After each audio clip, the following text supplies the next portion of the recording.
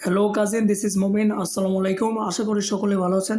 তো আজকে আপনাদের সামনে একটা নতুন ভিডিও নিয়ে আসলাম। ভিডিওটা হলো মার্কেটিং একটা ভিডিও, যে মার্কেটে আইটেমগুলো কীভাবে সুন্দর করে সাজানো থাকে এবং সৌদি আরবের মার্কেটগুলোতে কীভাবে এবং কী প্রোডাক্ট পাওয়া যায় এগুলো আপনাদের সাথে একটু শেয়ার করব। যেহেতু আমি মার্কেটে কাজ করি সেহেতু আপনাদের সাথে এই বিষয়গুলো হালকা একটু ধরে দেবো। তো চলো কথা না বলে পুরো ভিডিওটা দেখে আসি ইনশাল্লাহ।